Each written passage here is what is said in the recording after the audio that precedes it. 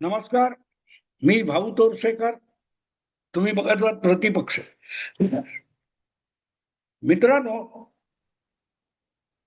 आदित्य ठाकरे हे मोहित कंबोज या भाजपच्या एका नेत्याच्या मुलीच्या वाढदिवसाला पोहोचले म्हणून जी काय बातम्यांमध्ये आदळआपट झाली आणि त्यातल्या त्यात परत स्वतःला निष्ठावान उबाठा शिवसैनिक म्हणवणारे जे आहेत त्यांच्या सोशल मीडियातल्या प्रतिक्रिया बघितल्यावर हसावं, रडावं की कीव करावी हेच समजेना. कधी माणसाने अवकातीत राहावं.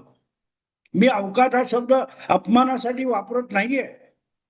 ज्या प्रकारच्या निष्ठा गेल्या 6 वर्षामध्ये शिवसेना भाजप युती मोडून मतदारांच्या इच्छा पायदळी तुडवून उद्धव ठाकरे मुख्यमंत्री झाले तेव्हापासून ज्या ठराविक शिवसैनिकांनी उद्धव ठाकरे यांच्यासाठी व्यक्तिगत निष्ठा दाखवल्या. मी शिवसैनिक आणि उद्धवनिष्ठ शिवसैनिक यामध्ये फरक करतो.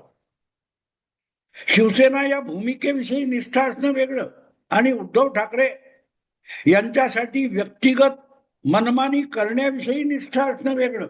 एका दिवसात तुम्ही युती तोडता आणि उद्धव ठाकरे म्हणतात म्हणून सगळेच्या सगळे शिवसैनिक किंवा जे निष्ठावान शिवसैनिक भाजपच्या नावाने शिमगा करायला लागले त्यांना मी उद्धवनिष्ठ शिवसैनिक म्हणतो, त्यांना मी शिवसैनिक म्हणत नाही.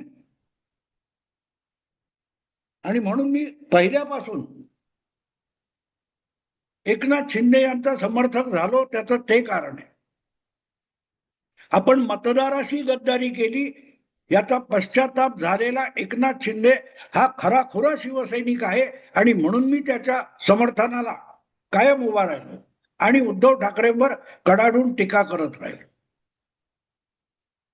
आज जे कोणी उद्धवनिष्ठ शिवसैनिक आहेत त्यांना या मोहित कंबोजच्या मुलीच्या वाढदिवसाच्या निमित्ताने हातपाय आपटायची वेळ आली आहे. कारण ती त्यांची अवकात आहे आणि ती त्यांची अवकात आदित्य ठाकरेंनी त्यांना दाखवलेली आहे. भाऊ तोरसेकर फक्त शब्द वापरतोय. अवकात दाखवणारे आदित्य ठाकरे आहेत. पण ह्या सगळ्या विषयात शिरण्याआधी अवकात कशी ओळखायची ती सांगतो. निष्ठा वेगळ्या असतात आणि फरफटणारी लाचारी वेगळी असते, अगतिकता वेगळी असते. 2012 मध्ये उत्तर प्रदेशमध्ये मायावती यांच्या बहुजन समाज पक्षाचं सरकार होतं. एकपक्षीय बहुमताचं सरकार होतं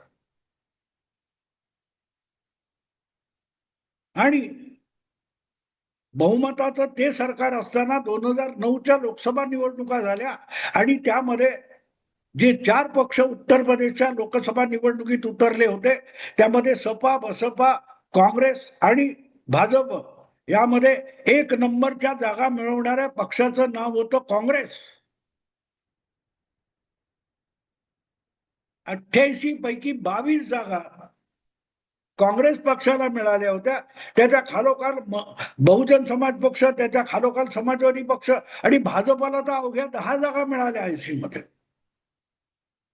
पण हा इतिहास मी तुम्हाला का सांगतोय तर त्या 22 जागा राहुल गांधी यांच्या लोकप्रियतेमुळे मिळाल्या असा माध्यमातून डंका पिटला गेला. चमचे भाट जे होते त्यांनी राहुल गांधीचं तोंड फाटेस्तोवर कौतुक केलं आणि राहुल गांधींनी निर्णय घेतला की यानंतरच्या निवडणुका म्हणजे 2014च्या निवडणुकांमध्ये काँग्रेस पक्षाला स्वतःच्या बळावर बहुमतापर्यंत घेऊन जायचं आणि देशाच्या पंतप्रधानकीचा रस्ता, बहुमताचा रस्ता हा उत्तर प्रदेशातून जात असल्यामुळे उत्तर प्रदेशात काँग्रेसला स्वबळावर बहुमत मिळवण्यापर्यंत घेऊन जाणं असा चंग राहुल गांधींनी बांधला होता 2009 नंतर.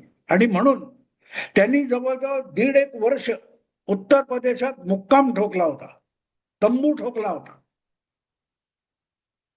मध्य प्रदेशचे माजी मुख्यमंत्री दिग्विजय सिंग आणि राहुल गांधी हे अक्षरशः उत्तर प्रदेश पिंजून काढत होते. दुसरीकडे समाजवादी पक्षाचे तरुण नेते अखिलेश यादव एक मोठी बस घेऊन बसमधून उत्तर प्रदेशमध्ये पदयात्रा रथयात्रा करत होते. राहुल गांधींनी अक्षरशः धुमाकूळ चालवलेला होता. आणि जेव्हा विधानसभा निवडणुका जवळ आल्या, मतदान सुरू झालं, त्यावेळेला उत्तर प्रदेशच्या निवडणुकीत काय होईल, मी 2012ची गोष्ट सांगतोय. जेव्हा राष्ट्रीय राजकीय पटलावर मोदी नावाचा उदय झालेला नव्हता, तेव्हाची गोष्ट आहे.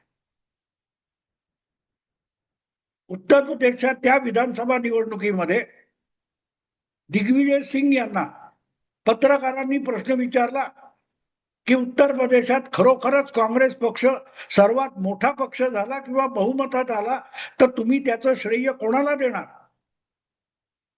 तेव्हा दिग्विजय सिंग यांनी सांगितलं होतं, जर काँग्रेसला बहुमत मिळालं किंवा काँग्रेस सर्वात मोठा पक्ष म्हणून विधानसभेत निवडून आला तर त्याचं श्रेय राहुल गांधींना असेल. मग त्या पत्रकारांनी विचारलं की यातलं काहीही झालं नाही आणि काँग्रेसची ससेहोलपट झाली, काँग्रेस पक्ष दुसऱ्या तिसऱ्या चौथ्या नंबरवर फेकला गेला, मग काय. तेव्हा दिग्विजय सिंग यांनी जे उत्तर दिलं त्याला उद्धव निष्ठा म्हणतात.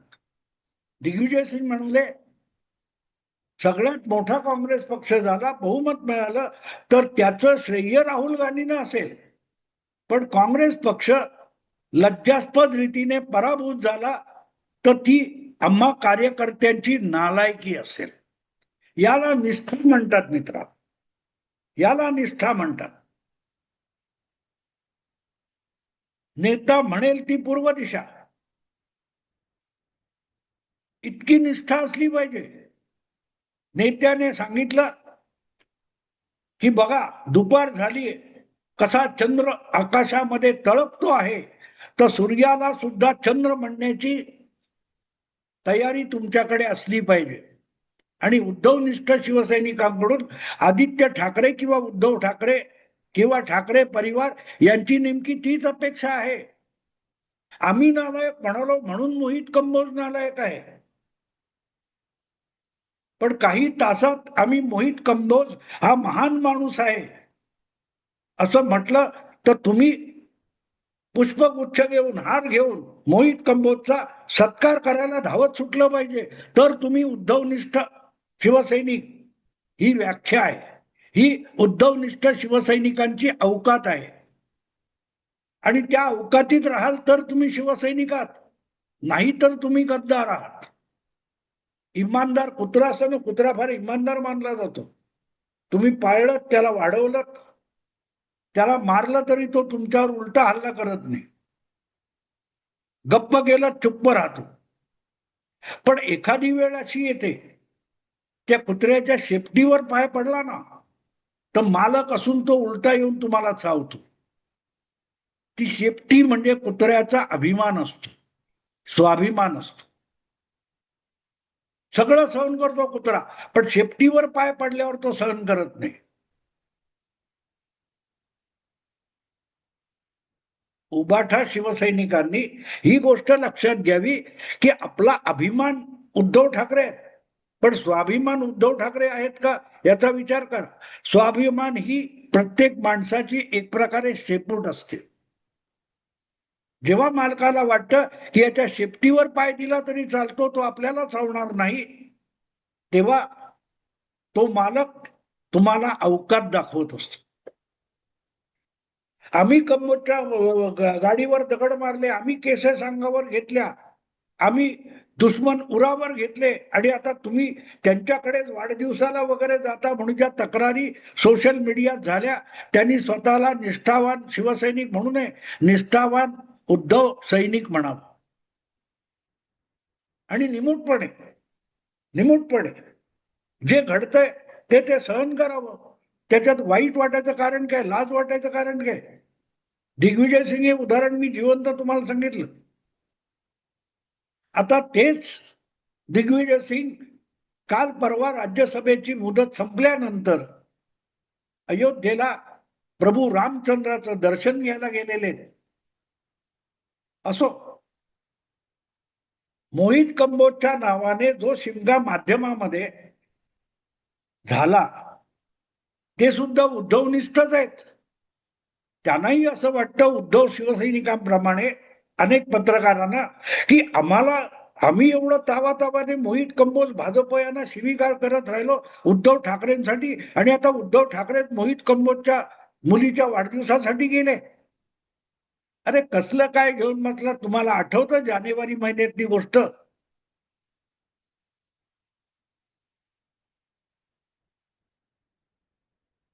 षण्मुखानंद मध्ये शिवसेनेचा कार्यक्रम होता आणि ठाकरे बंधू एकत्र आल्यानंतर पहिल्यांदा शिवसेनेच्या मंचावर राज ठाकरे गेलेले होते.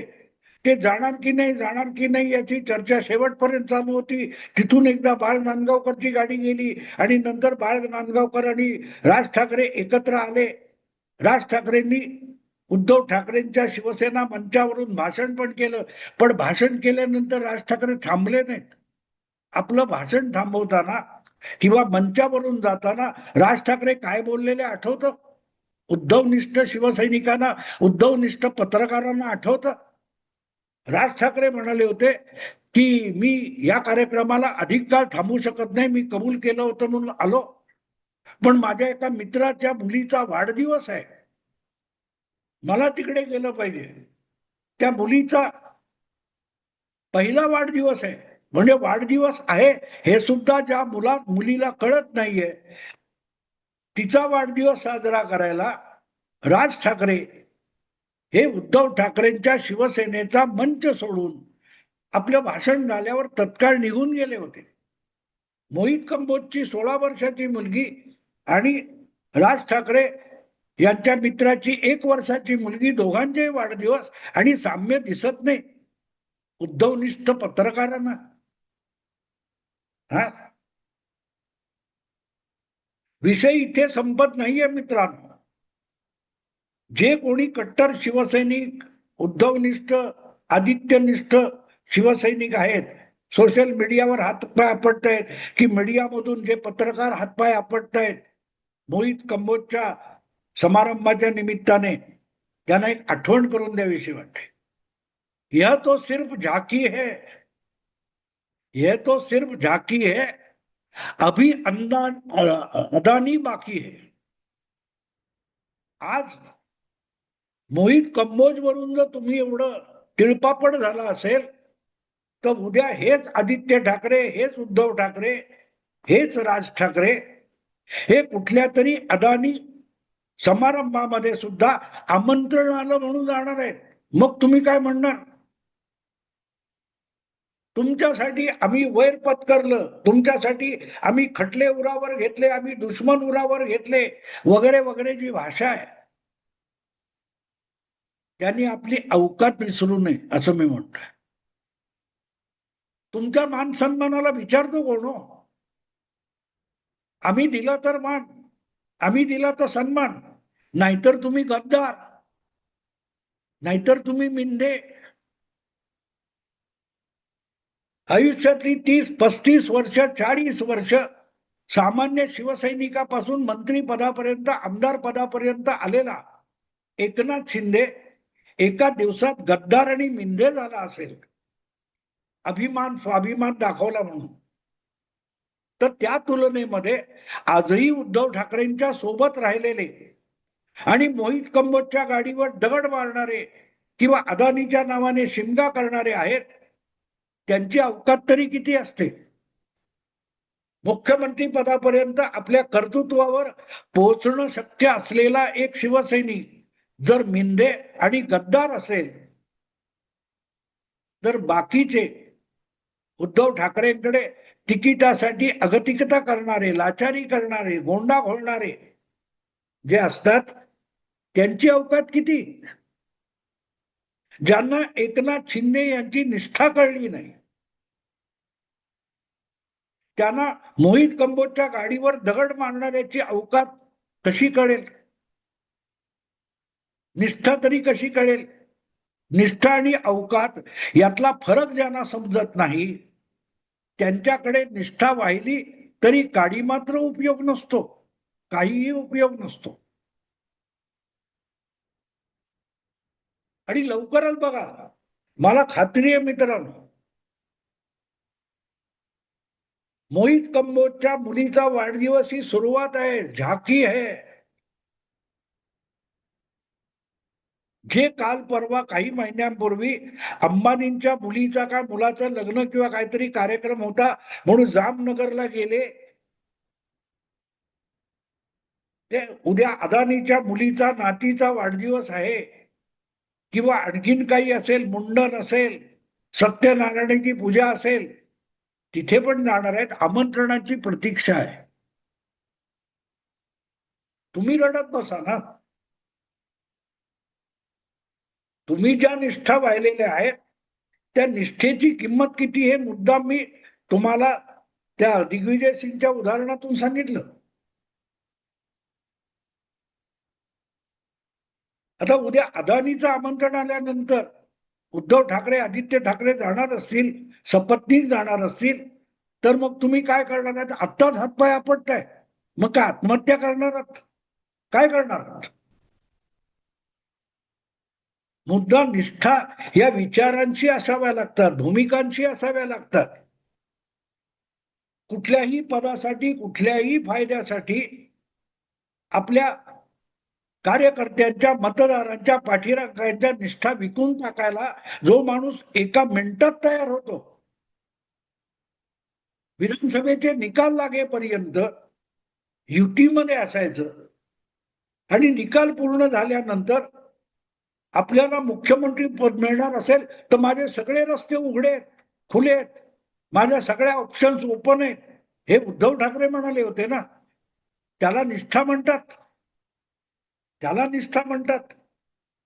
लोकांनी नाकारलेल्या, मतदाराने नाकारलेल्या लोकांना सत्तेत बसून आपली मुख्यमंत्री पदाची हौस भागवून घेणारा माणूस, अशा व्यक्तीविषयी तुमच्या निष्ठा असतात तेव्हा त्या पायदळी तुडवण्याच्याच लायक असतात.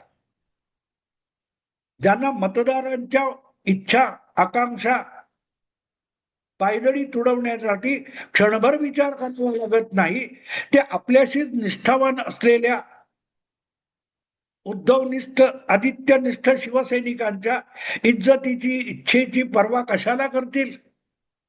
त्या पायदळी तुडवण्यासाठीच असतात, लाथा खाण्यासाठीच असतात ना. दिग्विजय सिंग काय म्हणतात? पराभव झाला तर ती आमची नालायकी असेल, कार्यकर्त्यांची, राहुल गांधींची नाही. पण जिंकले तर मात्र श्रेय राहुल गांधींचं असतं. ही गोष्ट लक्षात घ्या. आणि म्हणून मी मोहित कंबोज ही झाकी आहे म्हणतो. नुसतं त्यांनी आमंत्रण पाठवलं, तुम्ही गेलात, मग अदानी पण आमंत्रण पाठविल ना, तेव्हा काय करणार आहेत? तेव्हाही जाणार. तुम्ही रोखू शकणार आहात? उद्या उद्धव ठाकरे अदानीच्या कुठच्या घरच्या कार्यक्रमाला गेले, पंचतारीख कार्यक्रमाला गेले, तर त्यांच्या मागे धावत सुटलेले प्रकाश रेड्डी, सगळे डावे काँग्रेसवाले उद्धव ठाकरेंना रोखू शकणार आहेत? तुमची अवकात आहे? विचार करा, विचार करा. मोहित कंबोज झाकी है, अभी अदानी बाकी है. मित्रांनो, व्हिडिओ आवडला लाईक करा, शेअर करा आणि प्रतिपक्षाला सबस्क्राईब करा. नमस्कार.